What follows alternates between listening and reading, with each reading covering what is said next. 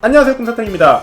오늘 영상은 이전에 올렸던 롤렉스 서브마리너 짝퉁 그 2탄 영상인데요. 이 2탄 영상이 굉장히 많이 늦어진 점 먼저 죄송하다는 말씀 드리면서 영상 시작하겠습니다. 사실 영상 이전에 제작했었는데요, 좀 너무 세세하게 들어가기도 했고 영상에서 너무 잡소리를 많이 하다 보니까 약간 짝퉁 조장하는 영상처럼 제작이 됐어요. 그리고 좀 유튜브 정책에도 어긋나는 부분이 있어 보여가지고 그 영상은 그냥 없애버렸고요. 새롭게 촬영하는 영상이라는 점 말씀을 드리겠습니다. 그래서 영상을 좀 많이 간략하게 줄였어요. 그러다 보니까 여러분이 기대하셨던 만큼의 내용을 담지 못했을 수도 있는데요, 그래도 재밌게 봐주셨으면 감사하겠습니다.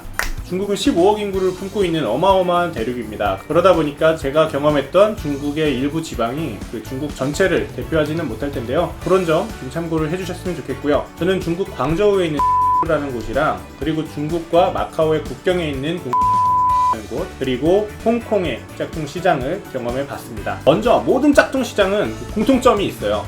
가격을 어마어마하게 높게 부릅니다. 물론 가격이 정품, 진퉁에 비해서는 훨씬 저렴한 가격이지만 한 40만원 정도 가격을 불러요. 그래서 그 40만원 정도 가격을 부르고 나 산다 안 산다 뒤돌고 가면 20만원이 되고, 안 산다고 또 그냥 한 발자국 걸어가면 10만원이 됩니다. 그 정도로 한 4배, 5배, 많게는 10배까지 뻥 튀겨서 그 가격을 제시하기 때문에 절대 처음 부르는 가격에 구매하시는 건 절대 안 되고요. 그냥 구매를 하지 않는 게 좋긴 한데, 그래도 여행 가서 추억으로 하나 정도는 살 수 있잖아요. 그럴 때 절대 가격 어마어마하게 흥정을 하셔야 된다는 거.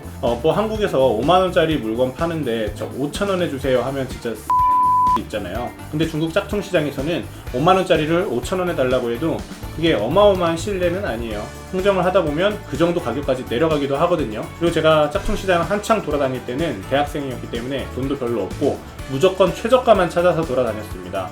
그리고 구매한다는 생각보다는 가격 얼마까지 정말 깎을 수 있을까, 그게 제일 궁금해서 그냥 계속 깎고 다녔어요. 그게 어떻게 보면 시장 상인들한테 실례일 수도 있는데 그땐 그게 궁금해서 그렇게 하고 다녔습니다. 그러다가 결국은 샀죠. 지금은 다 제 손을 떠났는데요, 얼마 전에 유튜브로 촬영했던 그 서브마리너, 그 제품도 수명을 다했고, 그 제품 말고 하나 더 있던 또 금통 서브마리너 수명을 다했습니다. 그래서 짝퉁은 그냥 고장나는 게 당연하다라고 생각하고 구매하시는 게 좋을 것 같고요. 바로 중국 짝퉁 시장 상인들은 어떤 부류가 있었는지 한번 이야기해 볼게요. 첫째로 이제 007 가방을 들고 다니는 사람들이 있습니다. 아니면 상점에 가서 짝퉁 좀 보여달라 라고 했을 때 007 가방을 꺼내요. 그래서 그 가방을 이렇게 열어주는데 거기에는 그렇게 퀄리티가 높은 제품들이 있지는 않습니다. 완전히 저품, 롤렉스라고 되어 있는데 있지도 않는 디자인에 로고만 박아놓은 파텍인데 이런 디자인은 어디 가서도 만날 수 없는 그런 제품들이 많이 들어있어요. 그리고 유명한 제품들, 서브마리너나 시마타, 베이트나 이런 제품들은 그래도 가지고 있습니다. 근데 굉장히 퀄리티가 떨어져요. 거짓말 안 하고 제품을 보다가 이렇게 흔들었는데 이미 망가져 있는 제품 굉장히 많고요. 망가져 있지 않더라도 딱 차고 1시간 됐는데 갑자기 브레이슬렛이 끊어진다거나 그런 경우도 있습니다. 저 같은 경우에도 짝퉁 서브마리너를 구매했을 때 1시간 만에 고장이 나서 수리를 한번 맡겼고, 수리를 맡겨서 받은 제품이 또 고장이 나서 다시 한번 맡겼고, 그리고 제 친구 같은 경우에는 시마스터 한 달 정도 차고 나니까 이 초침이 드드드드득 가야 되는데 그냥 이상하게 가더라고요. 뚝뚝뚝뚝뚝 하고. 아무튼 이 짝퉁의 퀄리티에는 절대 기대하지 말라라고 말씀을 드리고 싶어요. 물론 여기서 가격이 올라가면 그 퀄리티가 좀 올라가긴 합니다. 그건 잠시 후에 이야기하도록 하겠고요. 007 가방 다음으로 두 번째 부류의 상인들이 있습니다. 그 두 번째 부류는 이제 짝퉁을 찾는다라고 하면 어떤 비밀 방으로 저를 안내해 주거나, 아니면 정말 바로 뒤에 상점에서 물건을 팔고 있는데 그 상점 문 뒤쪽을 이렇게 누르면 문이 이렇게 돌아갑니다. 그래서 아니면 또는 문을 이렇게 열 수도 있고요. 그렇게 해서 뒷방으로 들어갈 수가 있어요. 그럼 뒷방으로 들어가면 다른 직원이 따라 들어오는 경우도 있고 사장님 혼자 들어오는 경우도 있습니다. 다른 직원들이 따라올 때는 이제 문을 걸어 잠그고 그 문을 지키고 있는데요, 그럴 때 좀 무섭다라는 생각이 듭니다. 이거 잘못하면 여기서 물건 안 사고는 못 나가겠다. 그래서 저는 호기심으로라도 이런 데 가시는 분들은 절대 혼자 가지 말라고 말씀을 드리고 싶은데요, 저 같은 경우에는 친구랑 같이 갔었는데 딱 들어가서 문 걸어 잠그고 바로 앞에 시계를 쫙 깔아줍니다. 근데 시계가 그냥 한 10개, 20개 깔아주는 게 아니라 100개, 200개 깔아줘요. 우리한테 이렇게 많은 시계가 있고 니네가 원하는 모든 종류를 다 구할 수 있으니까 너네 여기서 안 사면 못 나가, 그런 분위기를 만듭니다. 그래서 정말 조금 놀랐어요. 그리고 가격을 굉장히 비싸게 부릅니다. 저희가 여러 가게들을 돌아다니면서 보통 시세가 얼마에 형성되는지 이미 알고 갔는데도 한 5만원에서 10만원 정도 할 것 같은 제품을 거기서 한 25만원, 30만원 정도를 불러요. 그래서 결국에는 저희는 안 사고 나가겠다라고 했더니 굉장히 화를 내면서 왜 나가냐, 이 제품 다 있는데 하면서 정말 화를 내는데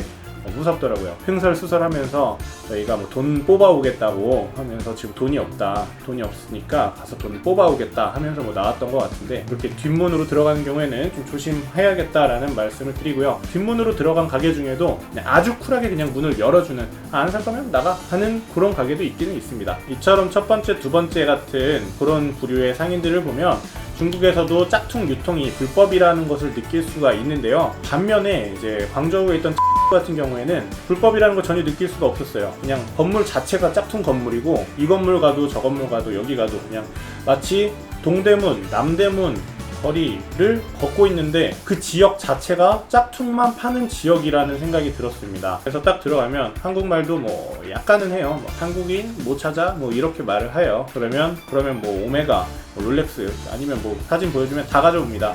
다 가져오는데 여기서도 가격이 좀 비싸요. 무조건 10만원 이상. 근데 만약에 첫 번째 가게에서 안 사고 두 번째 가게 가고 세 번째 가게 가고 하면 상인들이 얘가 여기저기 다 쑤시고 다닌다는 걸 압니다. 그래서 한 네 번째, 다섯 번째 정도 가게 되면 그쪽 상인은 이미 좀 저를 안 좋게 보는 게 있어요. 정말 한 대 맞을 수도 있고요. 욕도 하기도 합니다. 뭐 한국말로 뭐 이 정도는 기본으로 다들 하는 것 같아요.